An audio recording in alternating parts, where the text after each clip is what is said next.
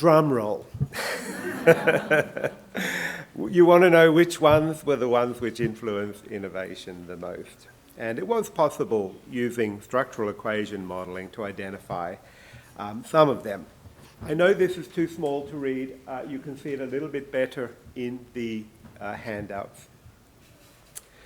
So the model finally identified a model using SAM which had 10 factors describing knowledge management and 4 describing innovation. And the relationship, when you describe those 2 variables using those factors, you get a very strong relationship between them.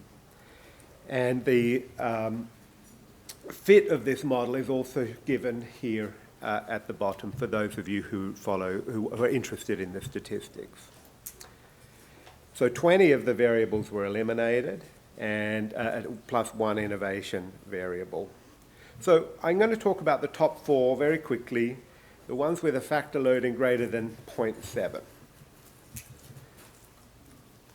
This is probably the easiest one to do, and one in every organization that I've been to, people always say we should do it. We ought to do that. We need to learn more from people when they're leaving, not just an exit interview that asks about the employment experience.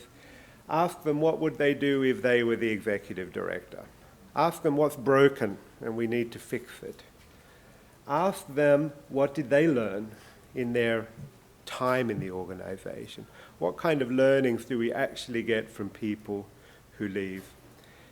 The organizations which do this say that they are more innovative.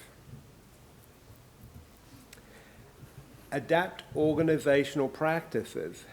So when you learn something, do you apply it in your processes? If you find out that something doesn't work very well, do you fix it? Or do you say, doesn't work very well? So this is a little bit more difficult to do. If anyone has tried to adapt their organizational processes, I think you'll know you need to work quite hard on that. Measuring competencies is probably not so hard, although I haven't seen a lot of organizations do it. I'm curious here, in your organization, how many of you have identified and measure knowledge management competencies? Could you put your hand up if you do that?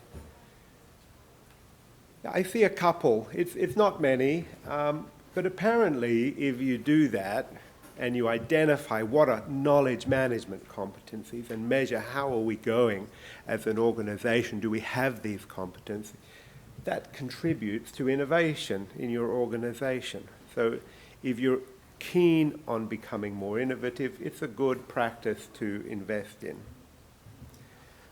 And finally, we have a knowledge architecture.